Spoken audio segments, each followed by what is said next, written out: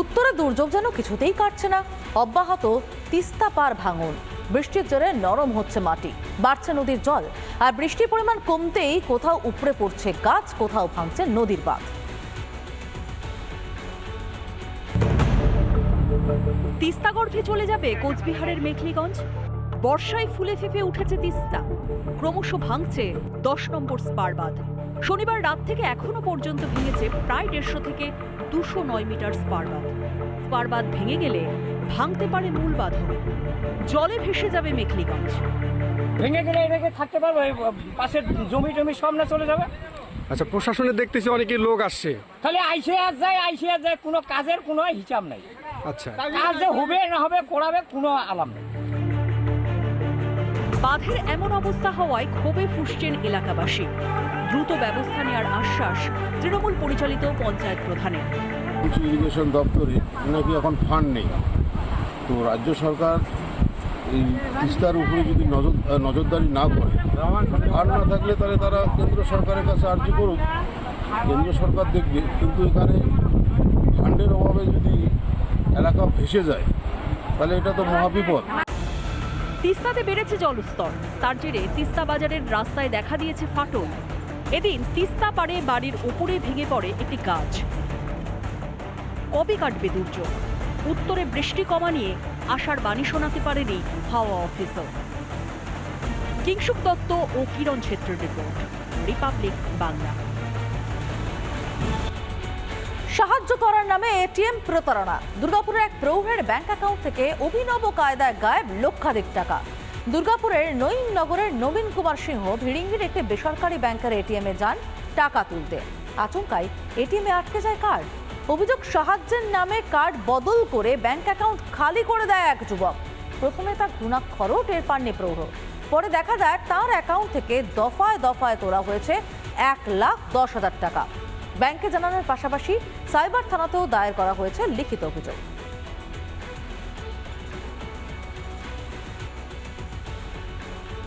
তা ওর মধ্যে ব্যবস্থা করে রেখেছিল এটিএম মধ্যে। আমি কার্ডটা লাগিয়েছি, আমার কার্ডটা লেগে গেছে, কোনো রকম কার্ডটা ঢুকেছে। আমি টাকা তুলতে গেলাম, পিনটা দিয়েছি, পিনটা দিয়ে তারপরে ডেকলাইন হয়ে গেছে। ও কোনা থেকে দেখে নিয়েছি যে এটিএম বাইর করেছে ঠিক, আর এটিএম বাইর করে ও আমার এটিএমটা রেখে নিয়েছে, আর ও নিজের এটিএমটা আমাকে দিয়ে দিয়েছে। আমি কার্ডটা চেঞ্জ করে ব্যাংক তো সঙ্গে সঙ্গে লক করলো, তাও তার আগেই 1,10,000 টাকা আমার চলে গেছে। এই কার্ডটা কি আপনার না? না, আমার নাই এটা। এই কার্ডটা ওই ফ্রডের যে ফ্রড করেছে, আমারও পিএনবি একই ব্যাংকের কার্ড, একই ব্যাংক। কখনো সরকারি জমি দখল করে বাড়ি দোকান, কখনো আবার পুকুর ভরাট করে অবৈধ নির্মাণ। শাসকের দাদাগিরিতে এভাবেই থমকে উন্নয়ন। দলনেত্রীর কড়া বার্তার পরও এতটুকু বদলায় এই ছবিটা। এবার সরকারি জমি দখল করে দোকান নির্মাণে অভিযোগ উঠল খোদ তৃণমূল নেতার বিরুদ্ধে। অভিযোগ, বাগদার পঞ্চায়েত সদস্যের গা জোয়ারিতেই বন্ধ রাস্তা সম্প্রসারণ। টাকার বিনিময়ে পুরসভার বহু জমি বেদখল হয়ে যাচ্ছে, সরকারি সম্পত্তি নষ্ট হয়ে যাচ্ছে। সরকারি সম্পত্তি কারো ব্যক্তিগত সম্পত্তি নয়, লোভ বেড়ে যাচ্ছে, লোভটাকে কমাতে হবে। কমাতে হবে লোভ, বন্ধ করতে হবে সরকারি জমি দখল। ঠিক এভাবেই সরকারি জমি দখল নিয়ে কড়া বার্তা দিয়েছিলেন তৃণমূল নেত্রী তথা মুখ্যমন্ত্রী মমতা বন্দ্যোপাধ্যায়। দল ও নেত্রীর কড়া অবস্থানের পরেও পরিস্থিতি যে সেই তিমিরে, তারও একবার চোখে আঙুল দিয়ে দেখিয়ে দিল উত্তর 24 পরগনার বাগদা। সরকারি জমি দখল করে দোকান নির্মাণের অভিযোগ তৃণমূল পঞ্চায়েত সমিতির সদস্যের বিরুদ্ধে। স্থানীয়দের অভিযোগ, দোকান না ভাঙায় থমকে রয়েছে রাস্তার সম্প্রসারণের কাজ।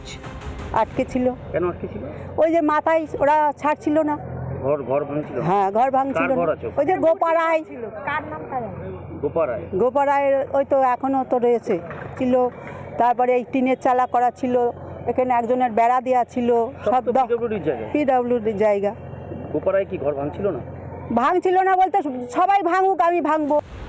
শীঘ্রই ভাঙা হবে অবৈধ নির্মাণ, অভিযুক্ত পঞ্চায়েত সদস্যের হয়ে প্রতিশ্রুতি প্রধানের।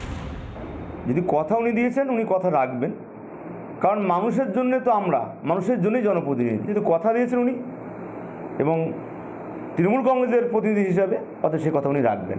ওনাদের থমকে ছিল ঠিকই, কিন্তু উনি পরে বুঝেছেন যে মানুষের সমস্যা, সেই সমস্যা সমাধান করার ওনার দায়বদ্ধতা রয়েছে। এখন তো ভাঙেনি, ভাঙবেন, উনি শুনেছেন, কালকে উনি হয়তো ভেঙে দেবেন। চাপে পড়ে কার্যত ঢোক গিললেন অভিযুক্ত পঞ্চায়েত সদস্য। এটা যদি কেউ বলে থাকে সম্পূর্ণটাই ভুল, কারণ ওই রাস্তার পক্ষে আমি যখন নারায়ণ গোস্বামী পূর্ত কর্মদক্ষ ছিল ওই রাস্তার প্রপোজাল আমিও পাঠিয়েছিলাম। ওই রাস্তার জন্য আমার 100 না 200% সমর্থন আছে। তাতে যদি আমার দোকান ভাঙা পড়ে যাবে আমার জন্য, গ্রামের মানুষ কোনো অসুবিধা হোক আমি চাই না। তৃণমূলের এটাই সংস্কৃতি, পাল্টা কটাক্ষ বিরোধীদের। একজন পঞ্চায়েত সমিতির সভানেত্রী ছিলেন একসময়, এখন সদস্য। তার বোঝা উচিত না যে সরকারি জায়গায় বাড়ি করা যায় না, দোকান করা যায় না। এটা তৃণমূলের কালচার সারা পশ্চিমবাংলা জুড়ে, প্রত্যেকটা ব্লকে। আজকে শুধু শাহজাহান না, জেসিবিরা না, বাগদা ব্লকেও উনি হচ্ছে লেডি শাহজাহান। সরকারি জমি দখল করে দিকে দিকে শাসকের গাজোয়ারি, দলনেত্রীর হুঁশিয়ারির পরেও তো নড়েনি টনক। কবে বন্ধ হবে নৈরাজ্য? উত্তর 24 পরগনা বাগদা থেকে টিটপ বিশ্বাস, রিপাবলিক বাংলা। চলছে হাই স্কুল, কিন্তু স্কুলে নেই ইংরেজি শিক্ষক। সেখানে ক্লাস নিচ্ছেন তৃণমূল নেতা তথা স্কুল পরিচালন সমিতির সভাপতি। এমনই ছবি ধরা পড়ল হাওড়ার বাগনানের বাইনান বামন দাস হাই স্কুলে।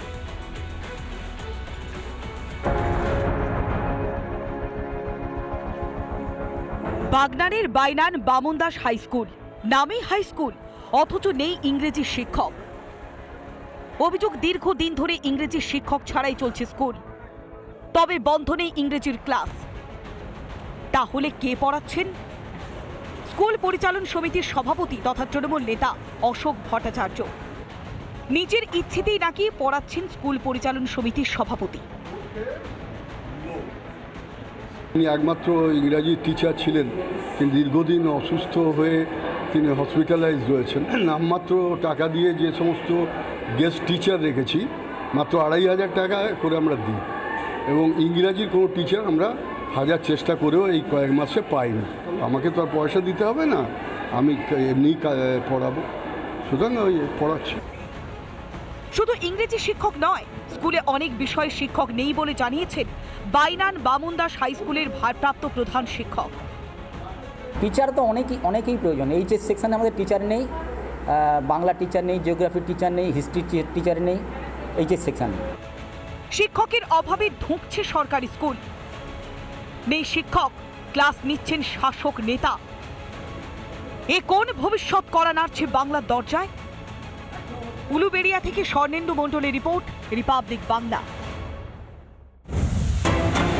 খবর আমরা নজর রাখবো, জমি মামলায় গ্রেফতার আরও এক তৃণমূল নেতা। গ্রেফতার নকশালবাড়ি পঞ্চায়েত সমিতির পূর্ত কর্মাধ্যক্ষ। ভূমি ও ভূমি রাজস্ব আধিকারিকের অভিযোগের ভিত্তিতে গ্রেফতার করা হয়েছে তাকে। গ্রেফতার নকশালবাড়ি পঞ্চায়েত সমিতির কর্মাধ্যক্ষ তথা তৃণমূল নেতা।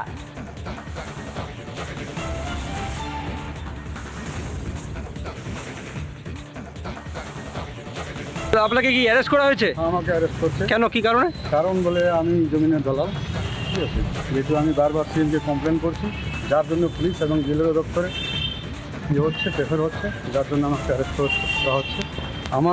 আমি মানুষের জন্য লড়াই করছি, আদিবাসীদের জন্য লড়াই করছি, আজকে আমাকে ফাঁসানো হচ্ছে।